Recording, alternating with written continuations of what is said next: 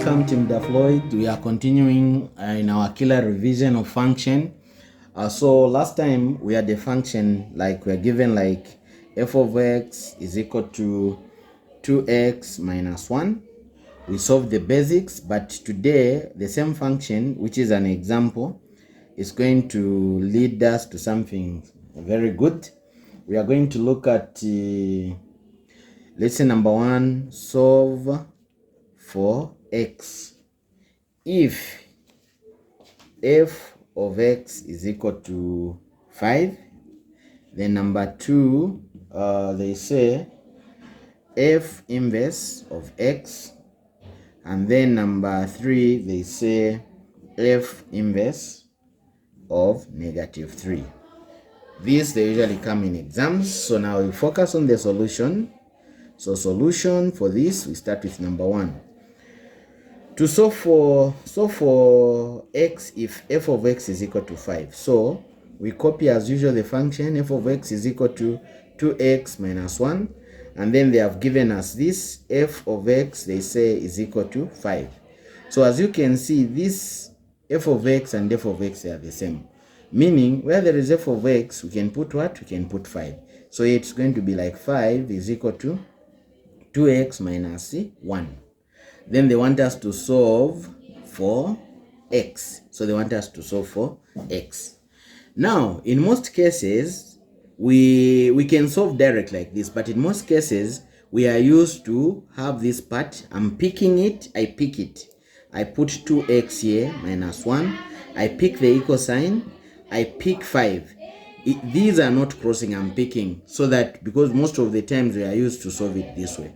So we group the like terms here to be 2x is equal to 5. When this guy crosses there, it will be plus 1. Therefore, this will be 2x is equal to 5 plus 1 is equal to 6, divided by 2, and there by 2. Therefore, your x is equal to 3.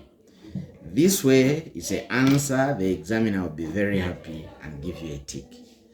So having looked at that solution, we are going to look at number 2, which says f of x, f inverse of x. So we are going to look at f inverse of x. Okay.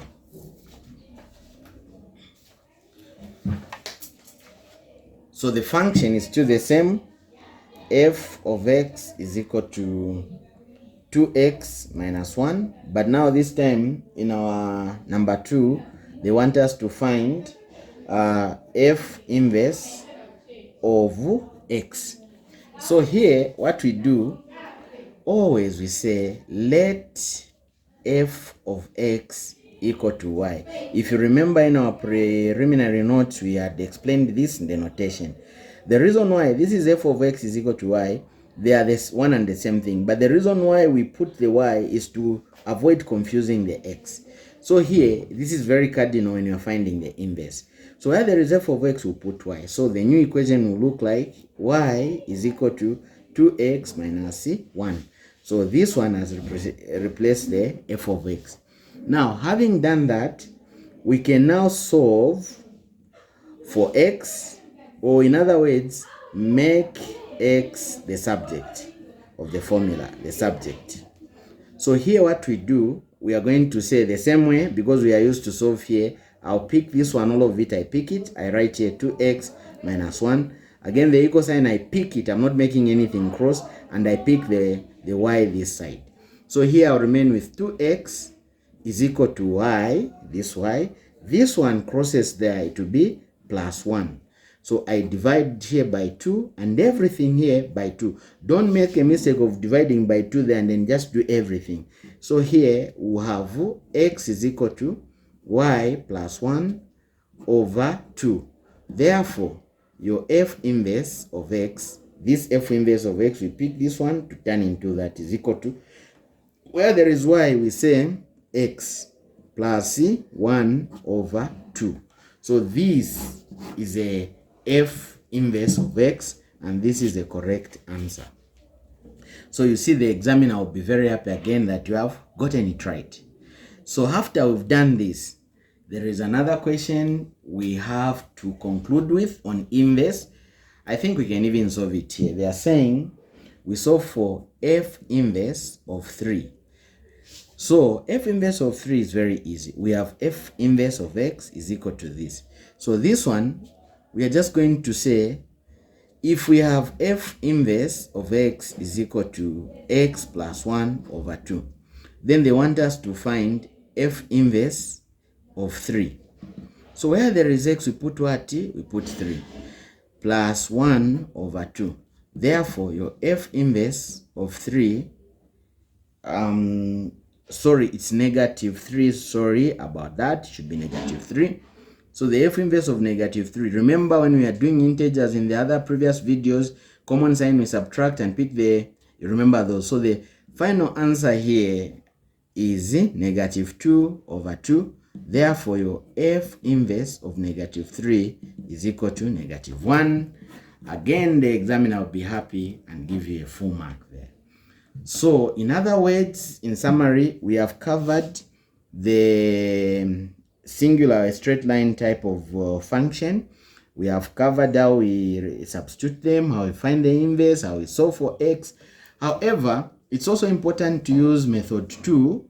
Method 2 is very easy. Since we said inverse is going backwards, like we had this equation where they are saying f inverse of x. So to find this is reverse. So they have said we have negative 3. So we say we just substitute where there is f of x. We say negative 3 is equal to this equation, which is 2x minus 1. Then we solve for x as usual. As I told you, we pick this, it will be 2x minus 1 is equal to the equal sign. I pick it, I put it here, I pick this one, nothing is crossing like that. Then we remain with 2x is equal to negative 3. This guy, when he crosses there, is going to be plus 1. Again, we get 2x is equal to negative 2 divided by 2 divided by 2, and therefore your f inverse of negative 3 is equal to negative 1. We find the same. This works when they have not wanted you like to find the f inverse like it was with the previous example.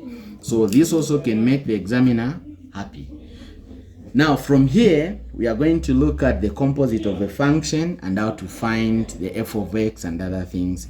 Then we call it done. And you should be able to use questions from our Dafloyd booklet.